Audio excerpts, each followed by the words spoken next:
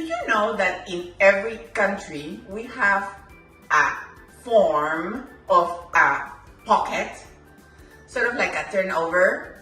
In the Latin culture, they are called empanadas. But the concept is the same, right? It's a dough, a pastry, and it's stuffed either with something savory or sweet. In this case, we are going for something very practical because we are going to use store puff pastry, and that will save you a lot of time. Okay, my friends, what do we need? We need puff pastry from the store, right? That I previously defrosted. We need some Granny Smith apples. We need butter, a little bit of lemon juice. I always like to add a little bit of lemon juice to my apples. I don't know, it gives, that tanginess that requires to balance, the warm spiciness of the cinnamon and the brown sugar with the butter. Oh my goodness, let's make it, right? Okay, first things first, we are going to start peeling our apples. So I remove the stem, or as we call it in Spanish or in Peru, cachito, right? Which is this little thing here, right? It's like the Oompa Loompa sign, right? So we're gonna peel them.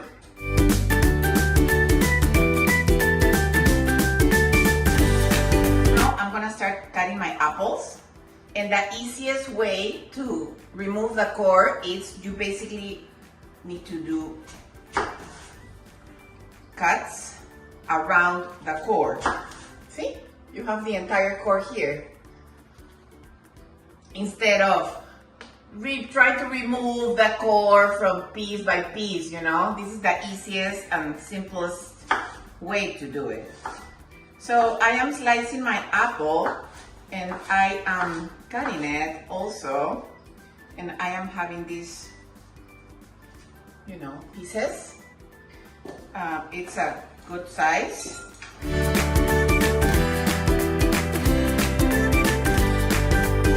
Apples are diced, and I am going to add a little bit of freshly squeezed lemon juice. You don't need much, actually. This is just my preference, and I really like it because that way it prevents the browning of the apples, and it also adds a little bit of that tanginess that will definitely complement, once again, the cinnamon and the sugar. I am going to cook these apples for about 3 to 5 minutes in the stove with my other ingredients, and I'll show you. So now we are adding our butter to the pan. And immediately I am going to add my apples here. And the brown sugar goes in as well. And the cinnamon and the salt. I'll cook it for about 3 to 5 minutes, and I'll show you.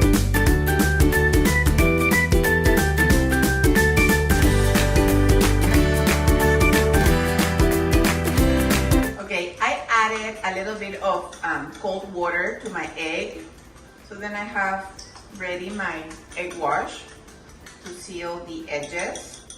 Okay, so this is one thing that is already done. The other thing that we're gonna do here in the surface, I am going to sprinkle a little bit of flour, and here I have my defrosted puff pastry. So gently you are going to open it. It comes with some pieces of paper. Okay, you need to remove that. Okay, and now you're gonna place it in a surface where you can use your rolling pin. And because it is defrosted already, there's some wetness, and that's why we need that flour, so then it won't get stuck there, in your board. Rolling pin, okay? And now, gently, we are going to stretch the dough. Just try to make them, or to make the puff pastry as square as possible. So then when we cut them, we have 4 perfectly pieces, right?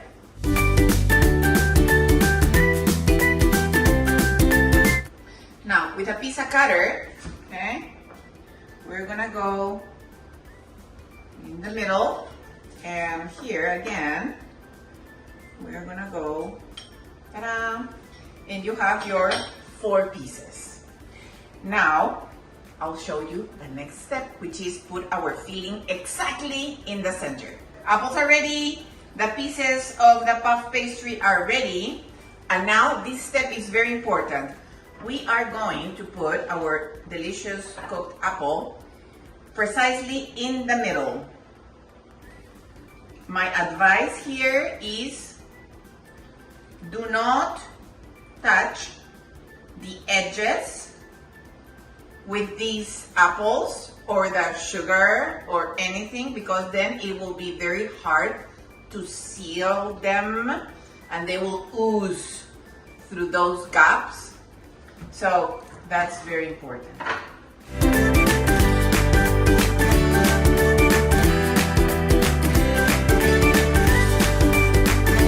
And now this is what we are doing. We are going to, with the egg wash, we're going to brush it all the 4 sides, and then we're gonna sear it. Now before the egg wash dries, I am going to put together the corners, and I am going to press to the edges gently. Okay, with the help of a fork, I will sear them completely like this. Now, I've lined a cookie sheet with parchment paper, and I'll arrange my beautiful apple turnovers here. And now, this step, we need the steam to come out of somewhere. If we do not do what I am about to do, they will search for the weakest spot, right? So I am making here a little cut, and another one here, and another one here. That way they will bake graciously and they will come looking very pretty. My first batch of apple turnovers are ready to get cooked in the oven for about 20 to 23 minutes until they look very pretty and golden outside. And then I'll show you how to make a glaze. My apple turnovers are ready. They look absolutely gorgeous, but they need a little something, right, for the presentation. So I have here some powdered sugar, and I'm gonna add a little bit of milk, and I am going to make a quick glaze.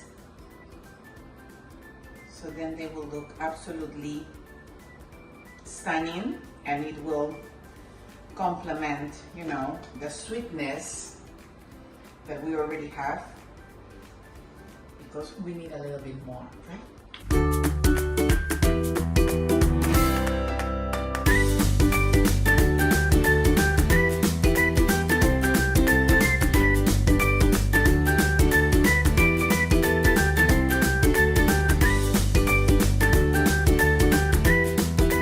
My friends, my apple turnovers are ready. So what do you think if we taste them? First of all, you know, I'll grab one. Look at this, you know, they're so I don't know if you can hear, but they are absolute, look at that. See, this is heaven, right?